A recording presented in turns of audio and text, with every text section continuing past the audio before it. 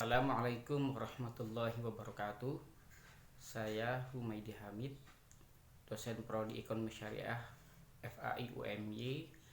Pada kesempatan ini akan menyampaikan materi tentang penelitian syariah compliant atau penelitian tentang kepatuhan terhadap syariah Islam.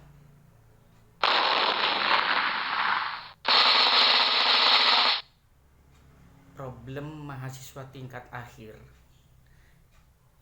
Bagi para mahasiswa yang sudah tingkat akhir biasanya mengalami kebingungan ketika akan menulis skripsi. Jadi saya itu sebaiknya menulis skripsi itu apa sih judulnya misalnya. Untuk menjawab itu maka pertanyaannya, tema apa yang Anda minati? Jadi Anda tuh sebenarnya minatnya di bidang apa? Pemasaran, keuangan, akuntansi,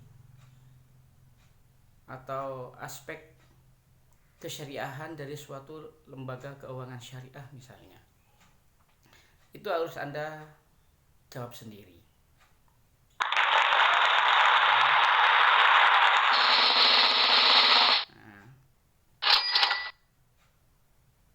Yang juga perlu Anda pertimbangkan sebelum menulis skripsi itu adalah kalau Anda lulus, Anda tuh mau ahli di bidang apa?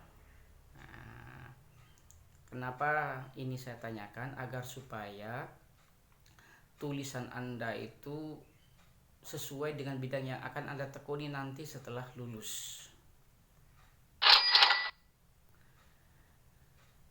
Dan yang juga perlu dipertimbangkan, apakah Anda punya kemampuan lebih dalam tema tersebut? Nah, untuk itu coba Anda lihat nilai-nilai yang Anda dapatkan selama kuliah. Apakah Anda di bidang yang Anda minati itu memang punya kemampuan lebih dibandingkan bidang-bidang yang lain? Idealnya Anda itu menulis sesuai minat dan juga sesuai dengan kemampuan. Juga yang perlu dipertimbangkan, nah ini, apa sih beda penelitian mahasiswa ekonomi syariah dengan mahasiswa ilmu ekonomi? Tentunya bagi mahasiswa ilmu ekonomi syariah, kerangka teori ada aspek syariah di sana. Demikian juga di dalam analisisnya.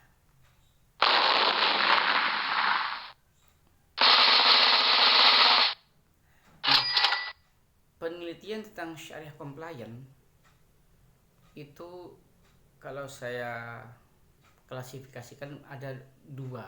Yang pertama, penelitian mengenai kepatuhan masyarakat terhadap prinsip-prinsip syariah.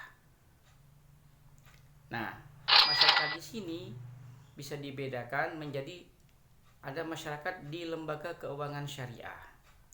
Maka penelitiannya itu mengenai kepatuhan lembaga keuangan syariah terhadap fatwa-fatwa Dewan Syariah Nasional MUI yang memang menjadi standar keabsahan suatu lembaga keuangan syariah. Tapi jika masyarakat itu bukan di lembaga keuangan syariah, maka penelitiannya itu mengenai kepatuhan masyarakat terhadap fikih muamalah yang tentunya tidak terbatas pada apa yang ada di dalam fatwa-fatwa Dewan Syariah Nasional MUI.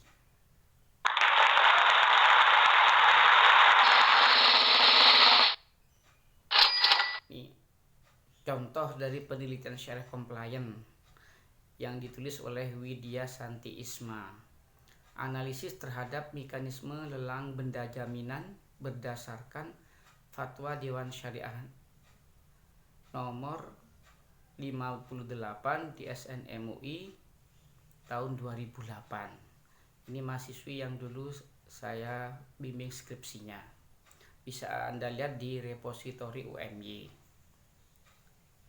Kemudian penelitian LKS yang lain yang ditulis oleh Husnul Khotimah yang berjudul Analisis Pembiayaan Pemilikan Rumah pada Bank Muamalat Indonesia berdasarkan akad musyarakah mutanaqisah dihubungkan dengan fatwa Dewan Syariah Nasional nomor 73 tahun 2008 dan keputusan Dewan Syariah Nasional nomor 1 MUI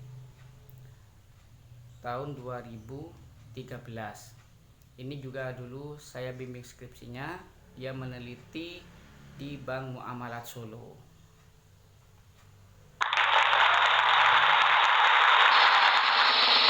Nah, contoh penelitian syariah compliant yang lain yang di luar LKS dilakukan oleh Luna Kalista Aruni yang berjudul Praktek Sewa Menyewa Mobil di Rental Mobil sekitar kampus Universitas Muhammadiyah Yogyakarta ditinjau dari perspektif fikih ijarah. Nah, kemudian ada juga mahasiswa bimbingan saya Muhammad Adif Rahman yang judul penelitiannya itu adalah implementasi jual beli padi dengan sistem tebasan menurut fikih. Karena dalam penelitian Muhammad Adif ternyata tebasan itu bermacam-macam. Ada yang padinya masih hijau, ada yang sudah menguning. Yang untuk itu maka Muhammad Adif itu sebelum mengambil kesimpulan dia juga melakukan wawancara dengan ahli di bidang padi. Apakah tebasan untuk padi tertentu itu masuk dalam kategori jual beli ijon atau tidak?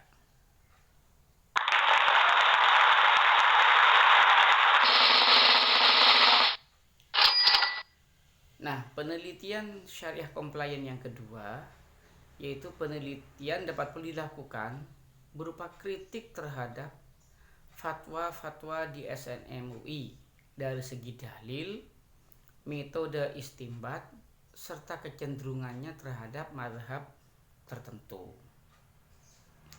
Contoh penelitian syariah compliant yang kedua ini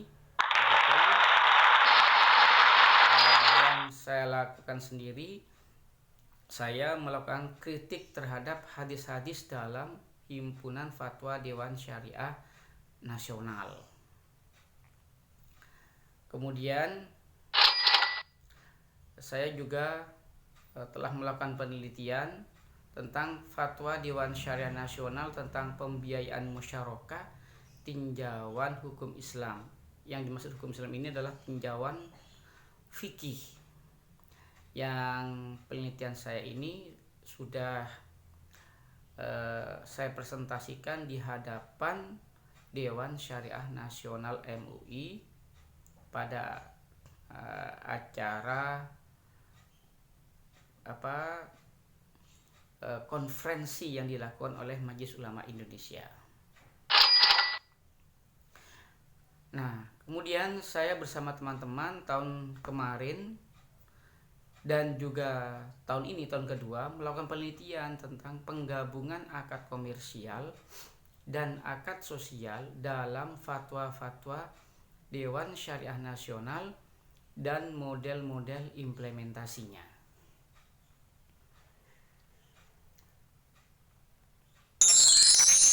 Nah, metode penelitian, kalau metode penelitian mengenai kepatuhan LKS terhadap fatwa Dewan Syariah Nasional, maka teknik pengumpulan datanya itu ya melalui wawancara, dokumentasi, serta observasi atau pengamatan. Nah, kalau meneliti tentang akad tentunya yang utama itu adalah dokumentasi yang dilengkapi dengan wawancara, yang bisa dilengkapi pula dengan observasi atau pengamatan. Nah, keabsahan datanya itu dilakukan dengan triangulasi. Jadi data itu di cross check, ada cross check data, mungkin hasil dokumentasi di cross check dengan wawancara, sudah sejalan atau tidak. Hasil wawancara juga sesuai tidak dengan hasil observasi, itu namanya triangulasi melalui teknik pengumpulan data. Juga triangulasi bisa dilakukan dengan teori.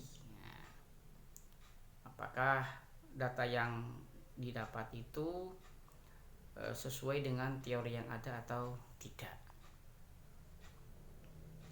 Kemudian dari aspek sumber juga begitu. Bisa jadi menurut manajer seperti itu, tapi menurut marketingnya seperti ini. Nah, itu harus perlu ada cross check. Tentunya harus sama gitu ya. Kalau tidak sama, di cross check mana yang benar. Itu namanya triangulasi. Nah, analisis datanya itu nanti menilai apakah praktek di lembaga keuangan syariah itu sesuai dengan fatwa DSN atau tidak. Murabahah di lembaga keuangan syariah sesuai dengan DSN atau tidak. Mudharabah di lembaga keuangan syariah sesuai tidak dengan fatwa Dewan Syariah Nasional yang menjadi rujukan yang seharusnya. Karena lembaga keuangan syariah nasional itu harus mengikuti fatwa Dewan Syariah Nasional.